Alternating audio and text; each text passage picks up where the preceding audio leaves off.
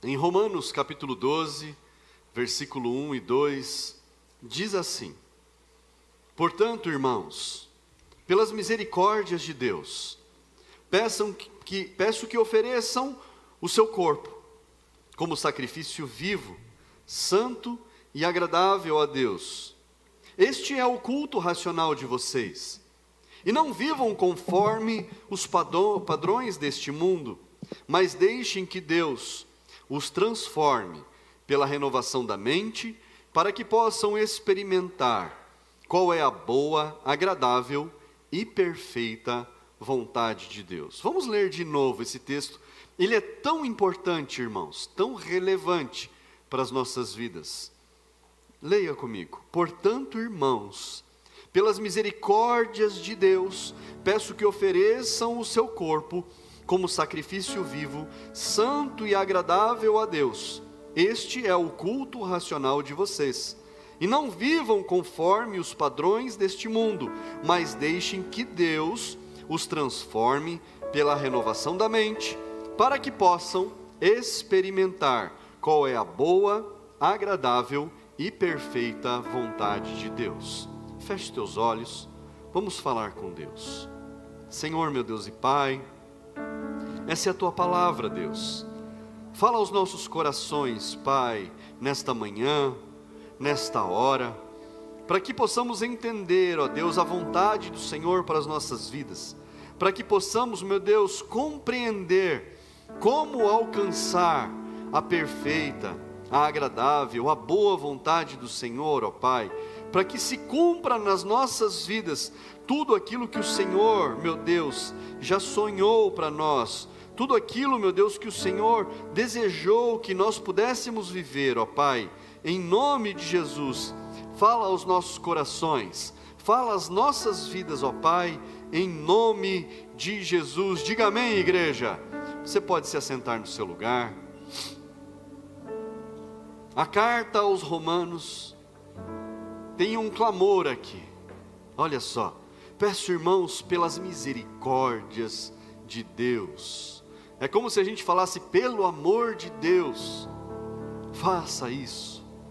Às vezes a gente usa expressões que reforçam o sentido daquilo que a gente está pedindo, o sentido daquilo que a gente deseja que aconteça.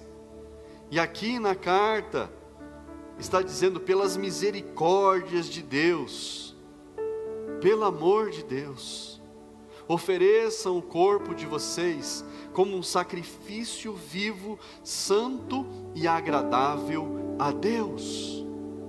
Que sacrifício é esse?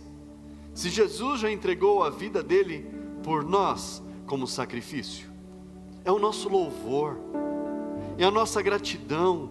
Na hora que nós cantamos ao Senhor, fazer com toda a expressão do nosso corpo, ao abrir a nossa boca e cantar o louvor em voz alta, ao orarmos a Deus, abrirmos a nossa boca e falarmos com Deus. Quando nós estamos no culto, nós estamos realmente no culto, não estamos pensando: poxa vida, queria chegar em casa, passar um cafezinho, queria chegar em casa já preparar o almoço, porque vai chegar a hora de você fazer isso, e você não precisa de uma preocupação, você não precisa anteceder as ocupações da sua mente com algo que vai acontecer depois.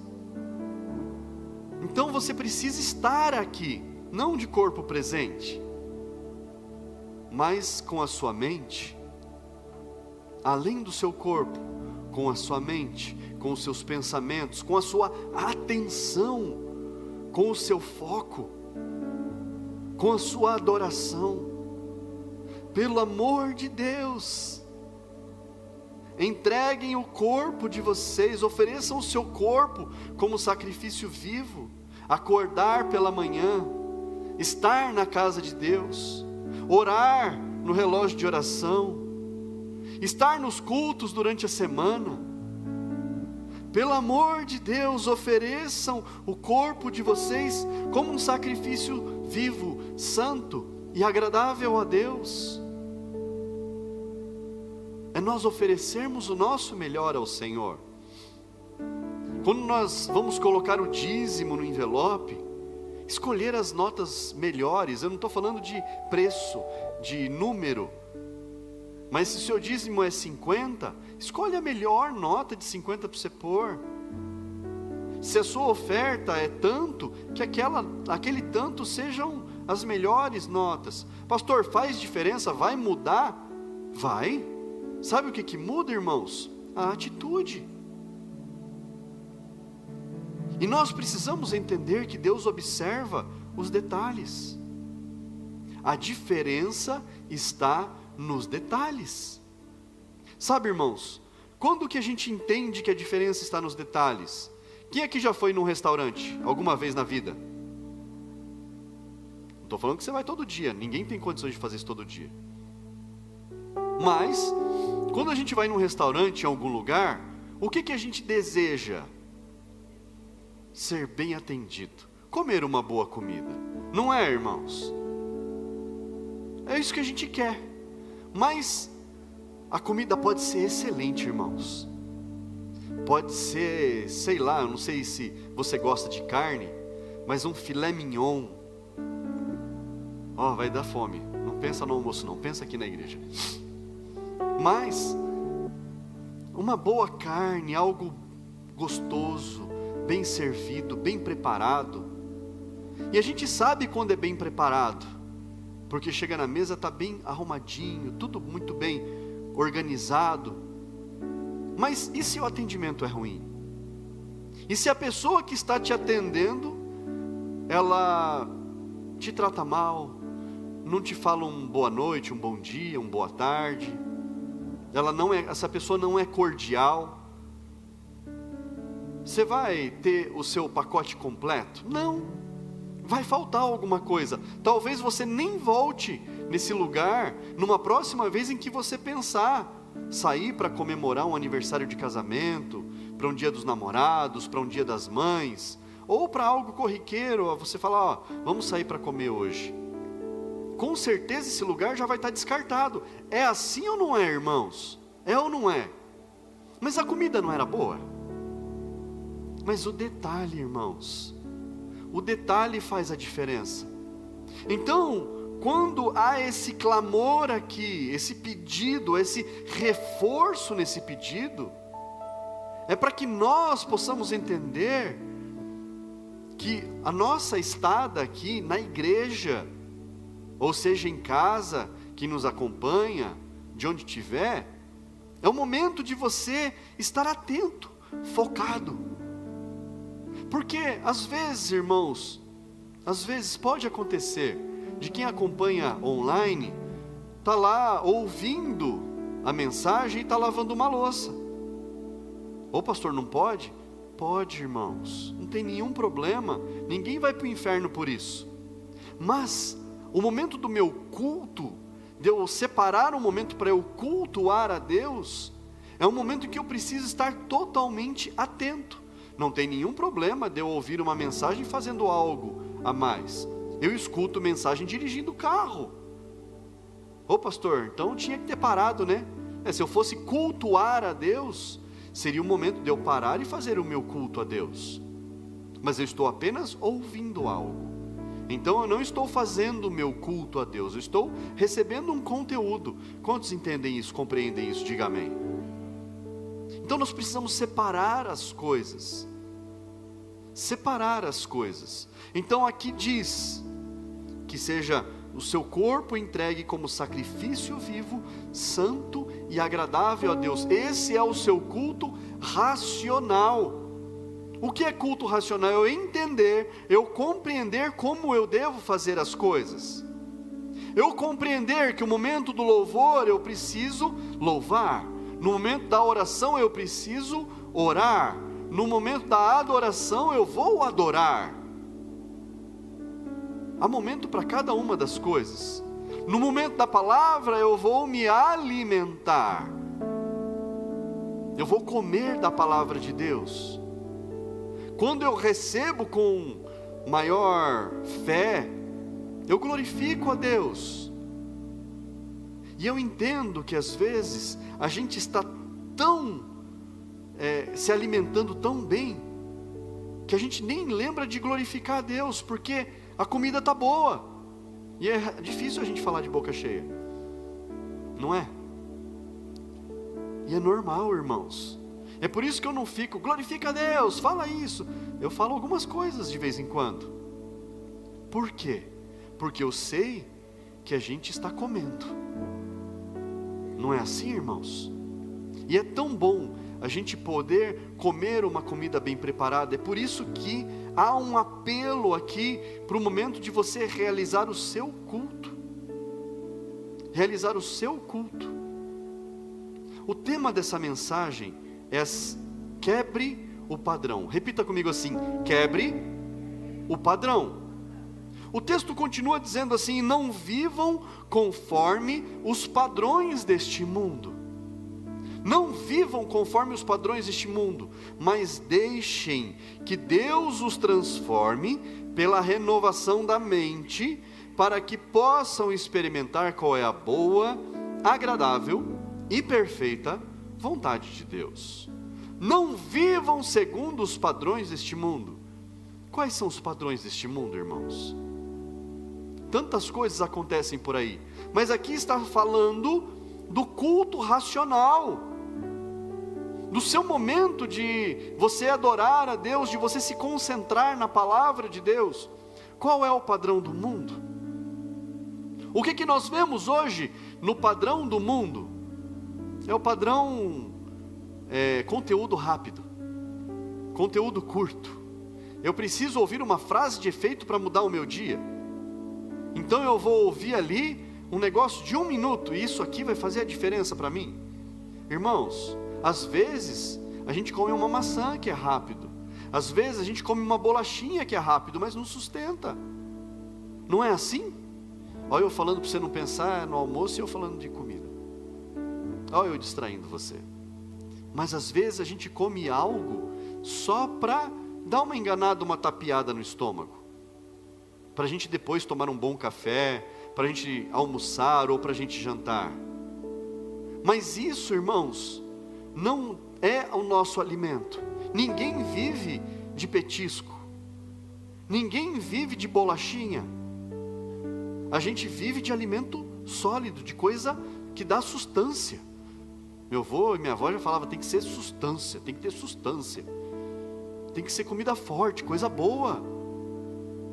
Então a gente às vezes come um petisco. Eu vejo às vezes um videozinho lá curto, algo corriqueiro, e às vezes tem algo bacana ali, mas isso não é uma verdade bíblica, uma mensagem, algo que vai alimentar a minha vida, mas é um petisco. Mas tem gente vivendo de petisco, irmãos. Esse é o padrão do mundo. O mundo viciou as pessoas em viverem de petiscos, viverem de migalhas. Quando Deus tem algo, um prato preparado, uma mesa posta para nós, e nós não queremos comer na mesa. Muitas pessoas querem comer o petisco. Ah não, eu vou vendo os videozinhos aqui de 30 segundos, de 1 minuto, e está tudo bem, eu já tô legal. Não está doente. Não vivam segundo os padrões deste mundo, mas que a mente de vocês, que vocês permitam que Deus transforme, deixem Deus transformar. E para Deus nos transformar, nós precisamos deixar Ele transformar. E para nós deixarmos Ele transformar, a nossa mente tem que ser renovada. Nós precisamos ser renovados no Senhor. A transformação vem dEle. É Ele quem nos renova. Lá em Êxodo capítulo 20, fala que Deus Ele é zeloso, mas fala a respeito das maldições e das bênçãos, que Deus Ele amaldiçoa até a 3ª e 4ª geração daqueles que odeiam Ele. Quem são os que odeiam Deus? Aqueles que vivem segundo os padrões do mundo, aqueles que andam segundo o mundo orienta. E tem gente recebendo orientação do mundo para as coisas que são de Deus. pessoas que não sabem das coisas de Deus, querendo falar como nós devemos agir, o que nós devemos fazer e o que nós não devemos fazer. Tem gente que fala assim: você vai muito para a igreja. Falo, poxa, mas você não vai, você não sabe como é, você não sabe o quanto eu anseio estar lá, o quanto eu gosto de estar lá, o quanto eu quero estar na minha igreja. Você não entende como que alguém que não frequenta uma igreja, que não está na igreja, que não sabe da palavra de Deus, pode falar a respeito de alguém que tem esse hábito. Como que alguém que não gosta de estar na igreja pode falar de alguém que gosta de estar na igreja? Não cabe, irmãos. Como que eu posso orientar alguém a fazer algo que eu não sei como é que faz? Então não faz sentido. Então nós precisamos entender que essas pessoas, elas estão querendo viver segundo as orientações do mundo, segundo os padrões do mundo. Irmãos, eu sou de uma geração, de uma leva, que se você puder estar todos os dias na igreja, melhor.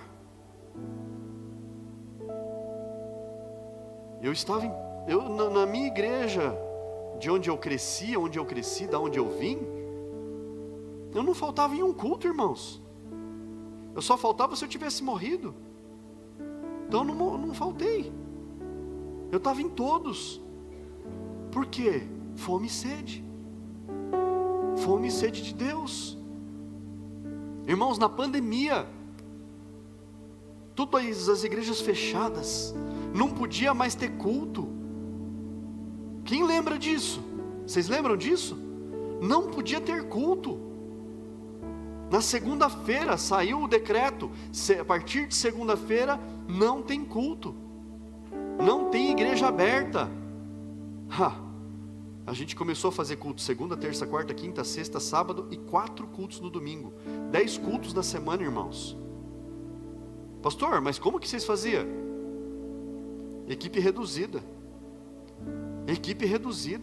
transmissão de mensagem, louvor, pregação, uma pessoa no violão, uma outra cantando do outro lado do altar, e uma pessoa pregando aqui, 3, 4 trabalhando na técnica, cada um longe do outro. Hoje a gente sabe que esse distanciamento é tudo balela. Tudo balela. Saíram as notícias aí agora, que isso daí foi inventado por um cara lá nos Estados Unidos, na Organização Mundial da Saúde. Ele inventou porque tinha que fazer alguma coisa. Então ele criou o tal do distanciamento. Meu Deus. Meu Deus. E como toda a humanidade sofreu com isso. Mas a gente fazia 10 cultos por semana. E onde eu estava? Nos 10. Nos 10. O que eu estava fazendo lá? Trabalhando, pregando, na câmera, ajudando nisso, ajudando naquilo. Sempre estava lá. Raramente faltei em um. Mas irmãos, tinha gente que falava assim: você está indo muito para a igreja, por que você vai todo dia? Tem outras pessoas também. Eu falei: isso é problema meu? Quase que eu falava igual minha filha fala de vez em quando: cuida da sua vida. E ela fala isso: cuidado. Ela fala: cuida da sua vida. Mas é isso que a gente tem que falar. Por que você não cuida da sua vida e deixa eu cuidar da minha? Por que você não cuida da sua vida e deixa eu fazer as coisas como eu acredito? Tem que ser assim, irmãos. Nós não podemos viver segundo o padrão do mundo. Nós precisamos viver segundo o padrão daquilo que Deus quer para nós. E Deus deseja para nós, a vontade dEle para nós, que se cumpra em nós, ela é boa, ela é agradável e ela é perfeita. É isso que Deus quer para nós. Mas há aqueles que buscam desobedecer, odiar a Deus, e tem ódio de Deus de graça. De graça. Eu vi um rapaz sendo entrevistado essa semana, e o entrevistador perguntou para ele de que religião ele era. Ele falou: eu sou ateu, graças a Deus. Eu falei: como que é ateu, graças a Deus? Graças a Deus, porque ele pegou ódio de Deus. Então ele diz que não acredita em Deus, mas ele não gosta de Deus. Então não faz muito sentido. Mas a palavra lá em Êxodo 20 diz que Deus amaldiçoa até a 3ª e 4ª geração daqueles que o odeiam, daqueles que rejeitam a palavra. Mas o texto continua dizendo que Deus abençoa até 1000 gerações, até 1000 gerações daqueles que o amam e o obedecem, daqueles que seguem aqui a palavra, os mandamentos, a doutrina de Deus. Até 1000 gerações Deus abençoa. Irmãos, às vezes a gente está vivendo na nossa vida carregando um peso, um jugo, uma maldição que está acompanhando a nossa vida. Que maldição? Eu não sei onde você pode ser afligido, onde você talvez esteja sendo afligido, em qual área da sua vida você tem sofrido, mas você precisa procurar as raízes do problema. Procurar. Meu pai, minha mãe, os meus avós por parte de pai, meus avós por parte de mãe, os meus bisavós de cada lado, eles passaram por isso. Eles sofreram as mesmas coisas. Eles tiveram as mesmas dificuldades. Então eu estou reproduzindo padrões. Então eu estou fazendo de novo igual já aconteceu há muitos anos antes. É como a pessoa que o pai era alcoólatra, que a mãe era alcoólatra, e a pessoa se torna alcoólatra, porque ela fala assim: não, meu pai e a minha mãe bebiam, e eu não tenho como fazer diferente. E aí você vê uma outra pessoa que ela fala assim: olha, o meu pai era alcoólatra, minha mãe era alcoólatra, e eu não podia seguir esse caminho, então eu não bebo. Você percebe que o poder não está na influência em si, naquilo que nós permitimos sermos influenciados?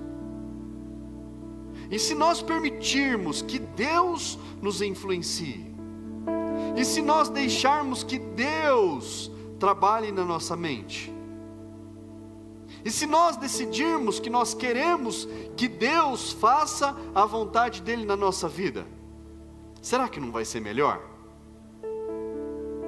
Será que a coisa não vai andar melhor para nós? Será que nós não vamos entrar nessa classificação das 1000 gerações? Nós precisamos quebrar o padrão, irmãos.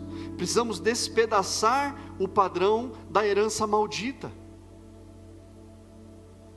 Quem aqui já recebeu uma herança maldita?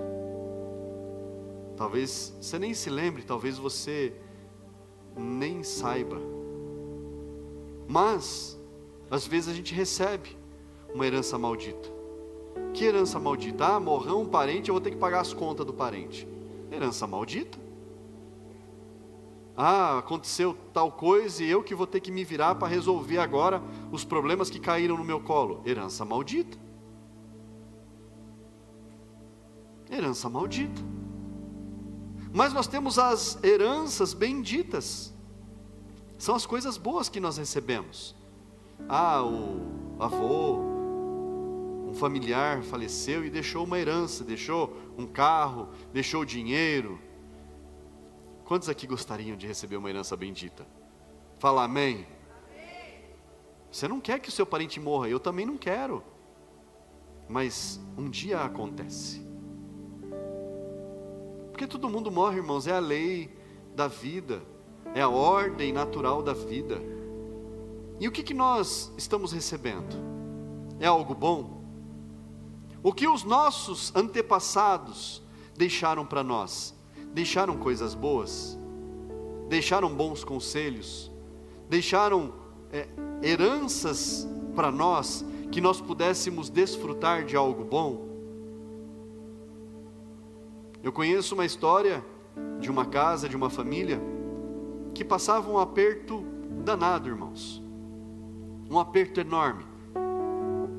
Difícil de ter alimento era ruim, para comprar roupa era difícil, para ter algo bom em casa era complicado. Eu conheci essa história. E aí o vô daquela família que cuidava de toda aquela casa, tinha um cofre, mas estava lá aquele cofre. E aí o senhor faleceu, e aí foram abrir o cofre, e não tinha chave que abrisse aquele cofre. Ninguém sabia onde estava a chave, mas conseguiram abrir lá, as marretadas, deram um jeito. E quando abriram o cofre, irmãos, tinha pacotes de dinheiro. Só que dinheiro, quem pelo menos tem a minha idade, lembra que o dinheiro mudava de tempo em tempo. Mudava do cruzeiro para não sei que moeda, depois mudava para outra moeda. Eu não lembro da sequência, mas a inflação era tão grande que ia crescendo os números. Eu lembro que naquela época o salário de um trabalhador era 1.400.000 cruzados. Nossa, que dinheirão! Era o dinheiro da compra do mês, irmãos. Aí tirava os 3 zeros, mudava o nome para cruzado novo, por exemplo, e virava 1.400. Quem lembra disso? Aí, nós vivemos isso. Então o dinheiro já tinha virado 3, 4 vezes. E pacotes, irmãos, pacotes e mais pacotes de dinheiro. Aquelas pessoas que abriram o cofre choravam tanto, porque passavam tantas necessidades naquela casa, e tinha tanto dinheiro guardado que já não servia para mais nada. Uma herança maldita. Parecia algo bom que estava sendo guardado lá, mas não servia para nada mais. Tudo lixo, acumulado que virou lixo. Herança maldita. Imagina a dor que isso causou nessa família. Nós, irmãos, precisamos entender que nós fomos resgatados do pecado, do mundo, da perdição, para nós vivermos uma nova vida em Cristo, uma nova vida em Jesus.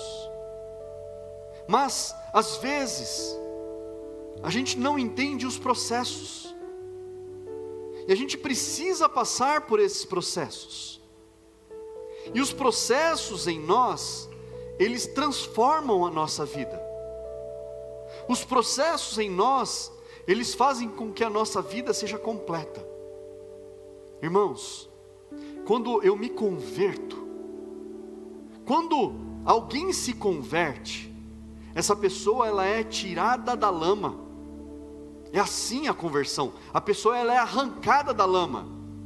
Mas tem algo chamado religiosidade, que a pessoa ela acha que está tudo bem. A religiosidade é como se eu colocasse uma roupa limpa, nova, nessa pessoa que está cheia de lama, toda suja. Eu estou colocando algo bom sobre alguém que ainda está sujo. Já saiu da lama, mas a lama está lá ainda. Mas sabe o que tira a lama, irmãos? O que tira a lama? É quando eu me consagro, quando eu me santifico. A santificação, ela é capaz de limpar o homem. Nós precisamos nos santificar, irmãos. Precisamos da santificação na nossa vida. Lá em Josué, no capítulo 3, ele fala ao povo: santificai-vos, pois amanhã vocês verão maravilhas acontecendo no meio do nosso arraial. Porque Deus fará maravilhas no meio do povo. Josué dá uma ordem para o povo: santificai-vos. Busquem as coisas do alto, busquem aquilo que é de Deus, vão atrás daquilo que Deus quer para a nossa vida, para que a gente possa desfrutar da boa, da agradável, da perfeita vontade de Deus em nós. E quando nós queremos quebrar os padrões, quando nós desejamos viver uma nova vida e ter essa quebra da maldição, essa nova vida no Senhor, nós precisamos nos santificar. A santificação limpa a nossa vida. E o que é a santificação?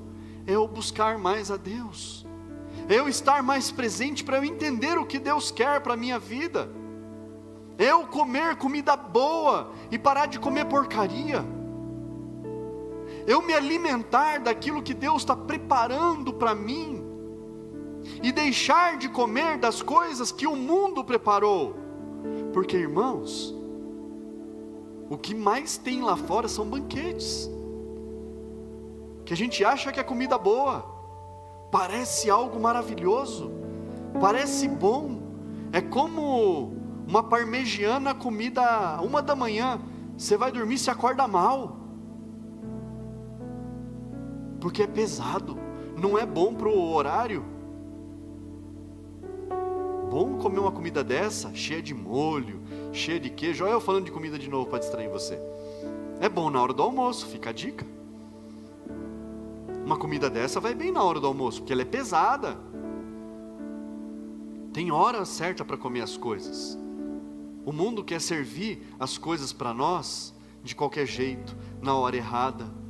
E a gente precisa saber que não é a hora, não é a comida certa, não é do que eu devo me alimentar naquele momento. E eu preciso buscar o bom alimento. E onde é que está o bom alimento? Na casa de Deus. O bom alimento ele é servido do altar. Ele é preparado por Deus para nós.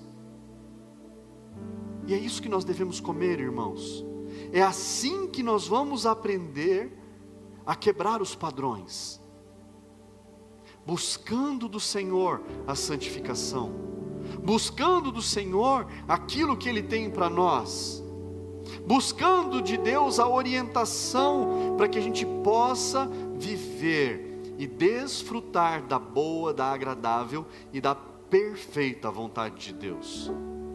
Boa porque faz o bem para nós, não causa o mal. Agradável porque a gente vai se sentir muito bem. E perfeita porque não tem erro, irmãos. O caminho de Deus, os desígnios de Deus, as orientações de Deus para nós são perfeitas. Fala assim comigo: boa, agradável e perfeita. Fala mais forte: boa, agradável e perfeita vontade de Deus. É isso que nós precisamos viver. Em Jó, capítulo 22, versículo 28, diz que quando nós determinamos algo, quando nós projetamos algo, se nós projetarmos algo para a nossa vida, isso será firme em nós, isso se tornará algo que nós vamos alcançar. Deus vai abrir os caminhos, a luz dele vai nos conduzir por onde nós precisamos andar, para que a gente alcance aquilo que nós desejamos. E se aquilo que nós desejamos é que se cumpra em nós a vontade de Deus, irmãos, se nós projetarmos, se você projetar alguma coisa, ela lhe será bem sucedida, e a luz brilhará em seus caminhos. Se você projetar algo, se você imaginar algo, se você sonhar que você quer viver uma vida com Deus, Deus vai dar os caminhos para você. Se você falar: eu quero me santificar, eu quero buscar a presença de Deus, Deus vai te dar o caminho, Deus vai te dar a orientação. Pastor, eu preciso largar as coisas que eu recebi durante a minha vida e que não fazem bem para mim. Decida hoje, decida hoje, e Deus vai te dar o caminho. Mas você decidir é você fazer o seu culto racional ao Senhor, a renovação da sua mente, é você colocar na sua cabeça aquilo que você quer e seguir em frente para você receber de Deus, e você já se enxergar lá na frente, livre disso, conquistando algo, recebendo das mãos de Deus aquilo que você tanto deseja, que Ele faça cumprir na sua vida a boa, agradável e a perfeita vontade dEle.